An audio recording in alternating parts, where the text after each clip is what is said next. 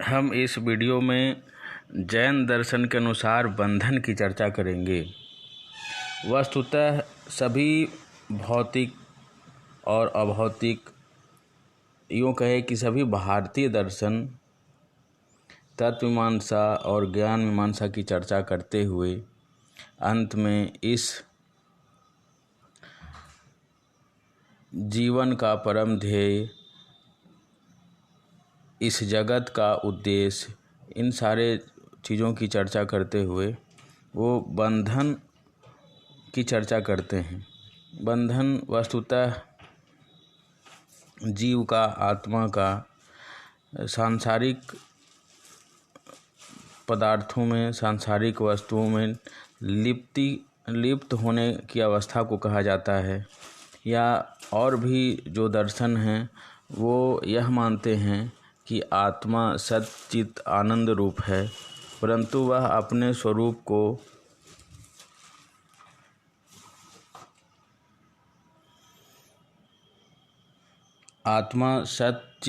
आनंद रूप है, परंतु अपने मूल स्वभाव को, अपने मूल स्वरूप को भूल जाता है और मैं और ममकार से युक्त हो जाता है। अर्थात अहंकार, बुद्धि आदि से अपने को तादात्म्य में स्थापित करते हुए अपना मूल स्वरूप वही समझने लगता है।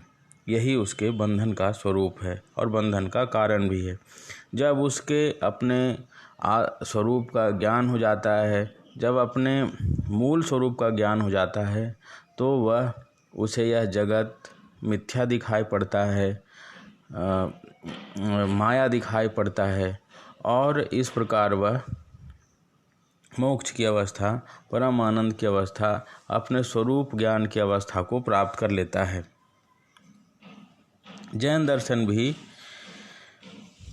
अपने दार्शनिक विचारों में जीव के बंधन में पड़ने और उसे मोक्ष प्राप्त करने, जिनेंद्रिय बनने की यात्रा को तय करता है और वह जीव का परम लक्ष्य यह बताता है कि जीव अपने तमाम सांसारिक कर्मों, ज्ञानावरणीय आदि कर्मों से छूटकर अपने स्वरूप का ज्ञान करता है और स्वरूप का ज्ञान करने के उपरांत अनंत चतुष्टय से संपन्न होकर वह सिद्ध शिला पर विराजमान होता है और अपने परम रूप को प्राप्त करता है। अब हम यहाँ बंधन में देखेंगे कि जैन दार्शनिक बंधन को अपने स्वरूप की अज्ञानता मानने के साथ साथ कर्म का आत्मा के साथ संयुक्त होना भी मानते हैं। वस्तुतः जैन दर्शन में कर्म को भौतिक या पौद्गलिक माना गया है, अर्थात जड़ माना गया है। और जैन दार्शनिक ये कहते हैं कि कर्म पुद्गलों का जीव में संयुक्त हो जाना बंधन है। अर्थात जीव जब कर्म करता है तो कर्म पुद्गल जीव को अपने जीव से चिपक जाते हैं और यह चिपक जाने के उपरांत जीव की जो अपना स्वभाव है, अपना स्वरूप है, वो ढक जाता है, अनंत चतुष्टय ढक जाता है और उसके कारण जीव बंधन महसूस करता है। कर्म फल से संपृक्त हो जाने के कारण जो बंधन में पड़े जीव हैं उन पे कर्म का आवरण पड़ जाता है और उनमें इसके कारण स्वरूप धर्मों का प्रकाशन नहीं हो पाता है और यही बंधन का मुख्य कारण है। जीव का कर्म पुद्गलों से छूट जाना, हमेशा के लिए छूट जाना ही मोक्ष है। अब जैन दर्शन में कर्म के 8 प्रकार बताए गए हैं। ये है ज्ञानावरणीय कर्म, दर्शनावरणीय कर्म, मोहनीय कर्म, वेदनीय कर्म, आयुष्य कर्म, नाम कर्म, गोत्र कर्म और अंतराय। ये भोग ये इस जगत मतलब भोग्य जगत और जो जिससे इस जगत का भोग हो सके वह भोगायतन शरीर के साथ जीव का संबंध कराने के कारण हैं। जो उपरोक्त कर्मों का उल्लेख किया गया वो जगत से आमतौर से इस संसार और जो हमारा शरीर है उसके साथ दोनों का संबंध जोड़ने का कारण ये कर्म है। हालांकि ये अलग बात है कि जीव स्वभाव से मुक्त होता है, किंतु अनादि अविद्या और वासना के कारण वह कर्म पुद्गलों से संयुक्त होता है, कर्म बंधन में फंस जाता है और ये बंधन में पड़कर वह अपने को सांसारिक, अपने को अनंत चतुष्टय से हटकर मानने लगता है। जैन दर्शन बंधन के 5 कारण बताए हैं। ये हैं मिथ्यात्व। मिथ्यात्व का अर्थ है कि सत और असत का विवेक न होना। दूसरा है अविरति, मतलब जिसमें वैराग्य का अभाव होता है। इसमें राग आदि उत्पन्न होते हैं जिससे जीव कर्म पुद्गल की ओर आकर्षित होता है। तीसरा है प्रमाद। प्रमाद का अर्थ है आलस्य, और यह आलस्य ऐसा होता है कि यदि कर्म पुद्गल से संयुक्त हो गया तो उसे छूटने का उपाय नहीं करता, यह प्रमाद है। उसके बाद कसाय है। कसाय का अर्थ है क्रोध, लोभ, मान, मत्सर, माया आदि में पड़े रहना, अर्थात अपने मस्तिष्क को, अपनी विवेक को इनके अधीन मान लेना। क्रोध करना, लोभ करना, मान, अहंकार करना और इस सांसारिक वस्तुओं में लिप्त होना। इसके बाद जो बंधन का कारण है वह है अविरति। योग। योग का अर्थ है जुड़ा हुआ, जैसे मानसिक, वाचिक, कायिक आदि क्रिया के कारण कर्म पुद्गलों से जुड़ा रहना। अब ये कसाय कहलाते हैं।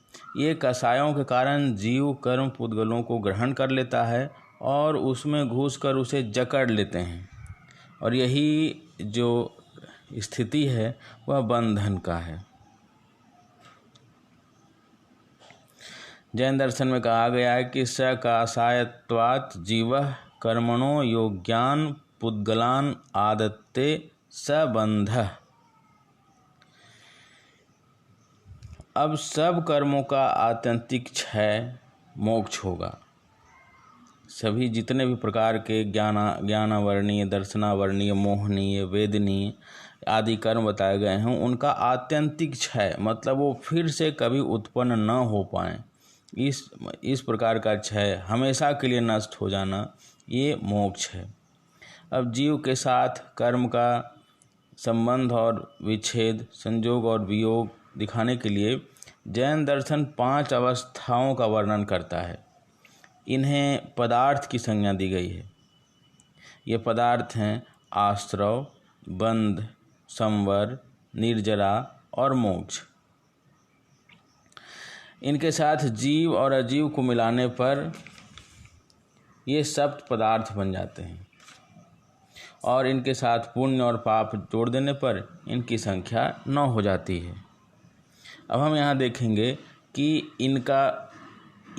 ये अलग अलग अवस्था में किस प्रकार बंधन से युक्त होता है जीव। अब आश्रव का अर्थ होता है बहना या प्रवाह, अर्थात इसमें कर्म पुद्गल जो ज्ञानावर्णीय, दर्शनावर्णीय, मोहनीय, वेदनीय आदि जो पुद्गल हैं वो जीव की ओर उन्मुख होते हैं। जीव की ओर इनका प्रवाह की शुरुआत हो जाती है। अब ये आश्रव के 2 प्रकार माने गए हैं, भाव आश्रव और द्रव्य आश्रव। अब जीव में कर्म को उत्पन्न करने वाले जो राग आदि भाव हैं उनका उदय मानसिक, वाचिक और कायिक क्रिया का संकल्प भावाश्रव है एवं कर्म पुद्गलों का जीव की ओर प्रवाहित होना।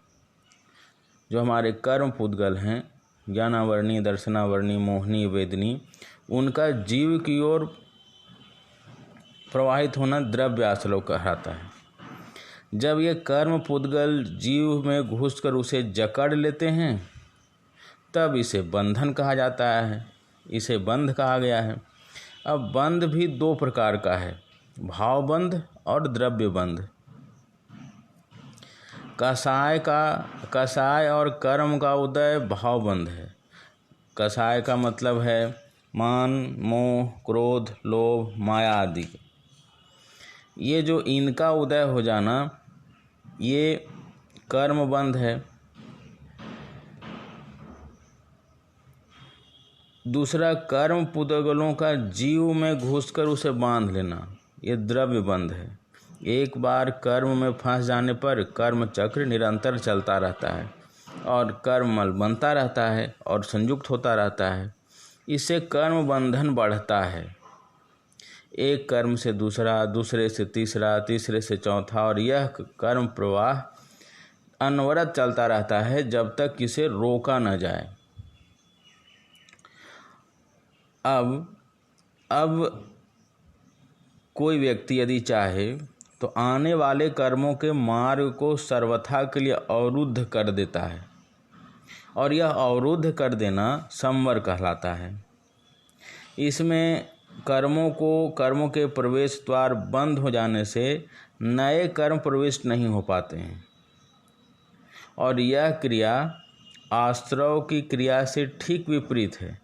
आश्रव की क्रिया में कर्म पुद्गल जीव की ओर प्रवाहित होते हैं, परंतु संवर में इस प्रवेश द्वार को बंद कर दिया जाता है तो इनका प्रवाह रुक जाता है और कर्म प्रवाह का मार्ग खोलना आश्रव है और इस मार्ग को बंद कर देना संवर है। इसलिए यहाँ संवर को स्पष्टता से समझ लेना चाहिए। संवर भी दो प्रकार का होता है, भाव संवर और द्रव्य संवर।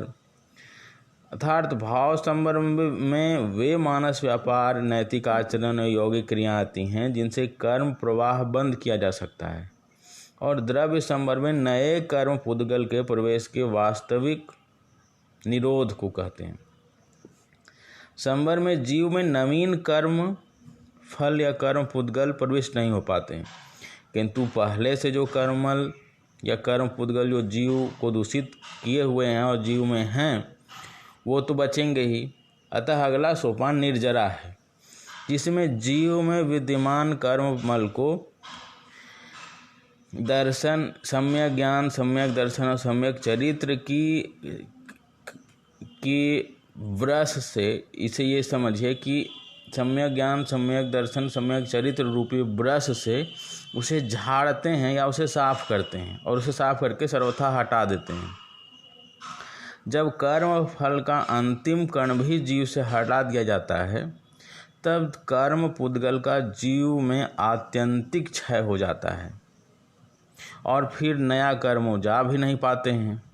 तो नए कर्म के मार्ग का अवरुद्ध हो जाना और पुराने कर्ममल का वहाँ से हट जाना, इसके कारण जीव अपने अनंत चतुष्टय स्वरूप को प्राप्त कर लेता है और यही कैवल्य ज्ञान की प्राप्ति है, अपने स्वरूप ज्ञान की प्राप्ति है। तो ये अभी तक बंधन के स्वरूप का विवेचन था। जैन दर्शन में बंधन के इस स्वरूप की व्याख्या की गई है।